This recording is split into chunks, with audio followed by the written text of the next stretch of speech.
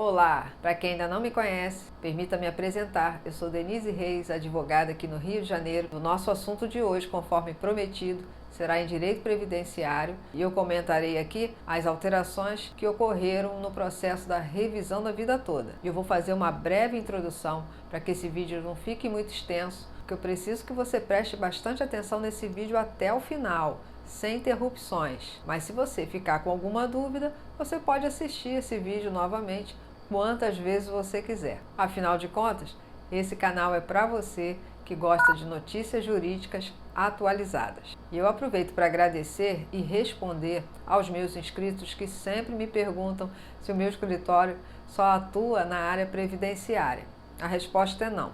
Meu escritório também trabalha na área de sucessões, que são os inventários extrajudiciais, judiciais, na área imobiliária, na compra e venda de imóveis e registros, nas ações de vícios construtivos e financiamentos, como também no direito de família, nas causas de pensões alimentícias, nas curatelas, nas tutelas e interdições, e também presto assessorias comerciais para condomínios e para pequenas e médias empresas. Inclusive, já existe alguns vídeos aqui no meu canal falando sobre esses outros assuntos, mas eu vou gravar alguns vídeos novos sobre esses temas atualizados e colocar aqui no canal no YouTube. E eu ficaria muito feliz se vocês pudessem prestigiar assistindo a esses vídeos também, tal qual vocês assistem os vídeos em revisão da vida toda e revisão de fundo de garantia. Então já deixa aí o seu like para você não esquecer enquanto roda a vinheta.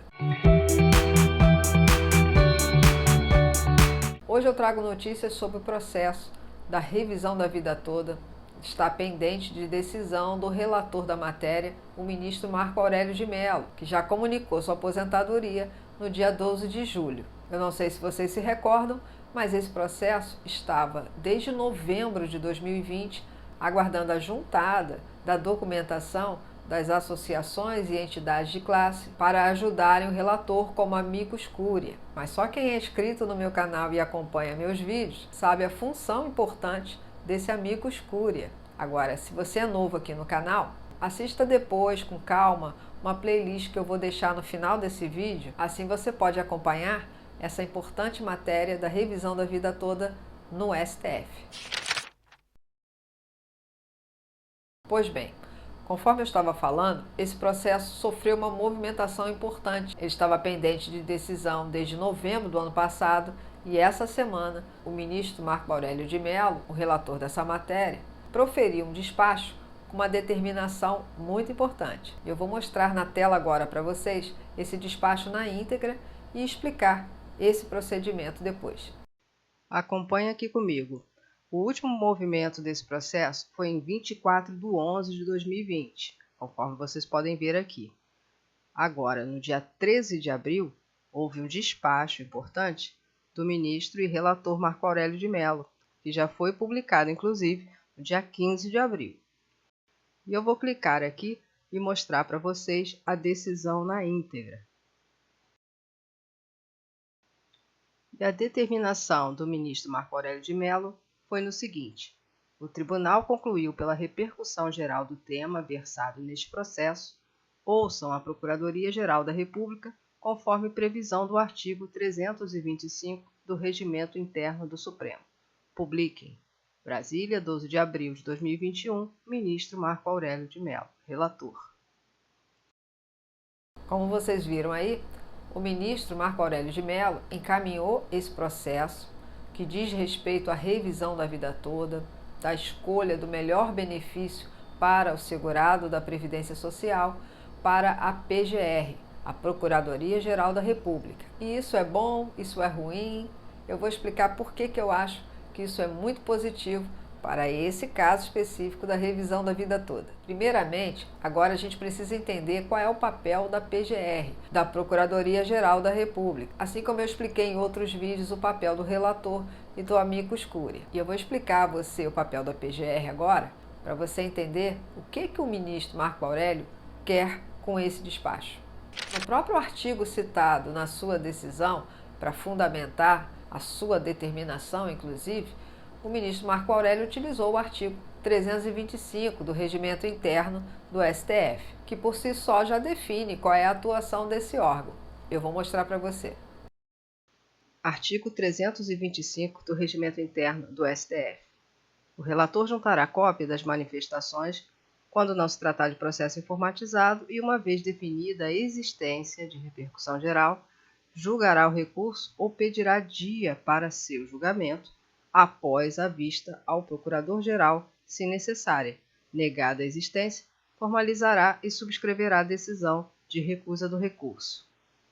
Na verdade, a PGR, a Procuradoria-Geral da República, está para o STF, assim como o Ministério Público está para juízes de instâncias inferiores em várias situações. Só para dar um exemplo, que eu gosto sempre de trazer nos meus vídeos, para que vocês tenham um alcance melhor das informações que eu estou trazendo hoje aqui.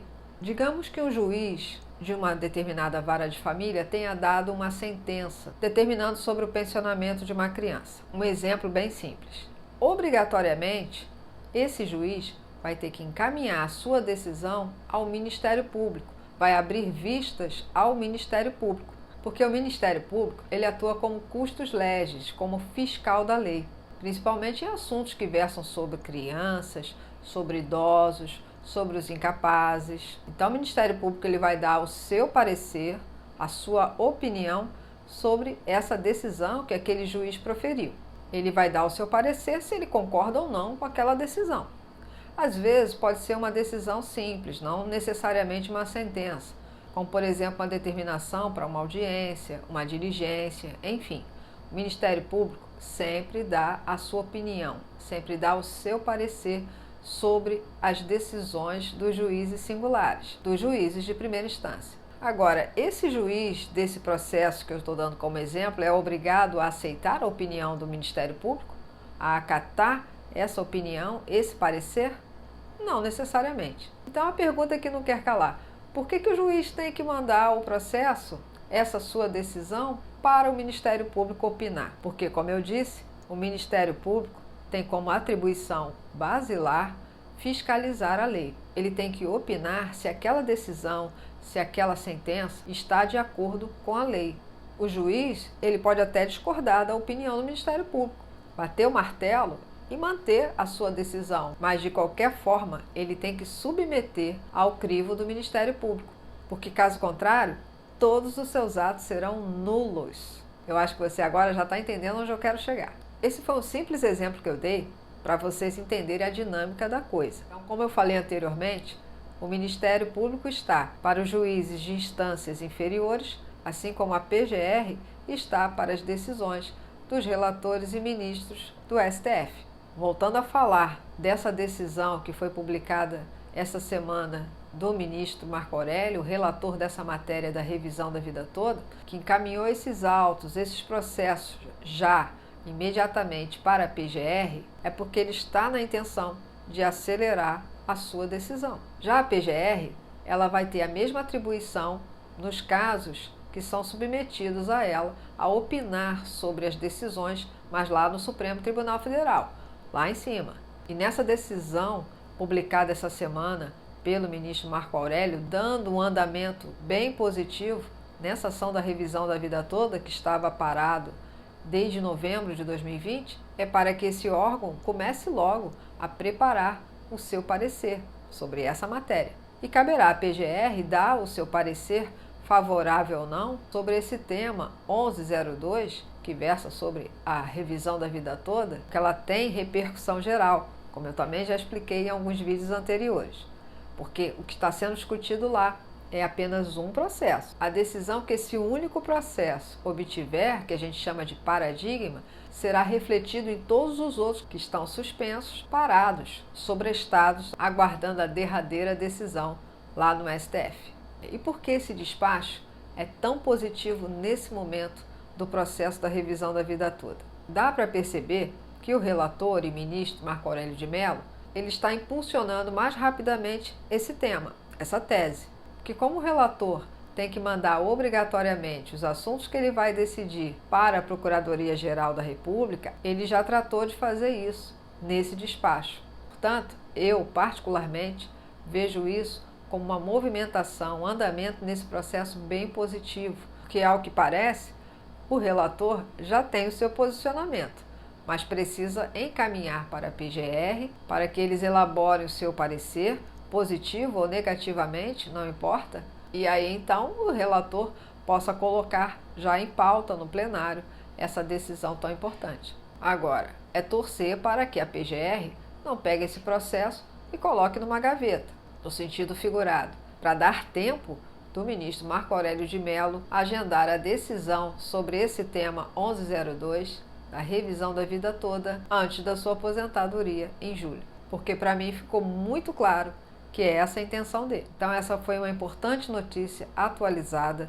sobre o processo da revisão da vida toda, que agora entrou num curso, reta final, e esperamos todos que dê tempo do ministro Marco Aurélio de Mello colocar em plenário essa decisão definitivamente e que essa decisão seja favorável aos segurados da Previdência Social que precisam incluir todas as suas contribuições, principalmente as maiores contribuições antes de 1994, porque contribuíram com a maior parte da sua vida laborativa para a Previdência Social. Então, acima de tudo, é uma justiça que precisa ser feita a todos vocês. Gostaram dessa boa notícia? Agora faça a sua parte. Comentem aqui embaixo, deixe seu like, ative o sininho para que vocês sejam avisados toda vez que tiver uma notícia ou um vídeo novo aqui do meu canal. Porque é só aqui que você terá notícias e dicas com conteúdo jurídico que você merece. E no próximo sábado, notícias sobre a revisão do FGTS, que já tem julgamento marcado agora em maio. Não está sabendo? Então assista esse vídeo aqui e saiba mais sobre os seus direitos. E até o próximo sábado, pessoal!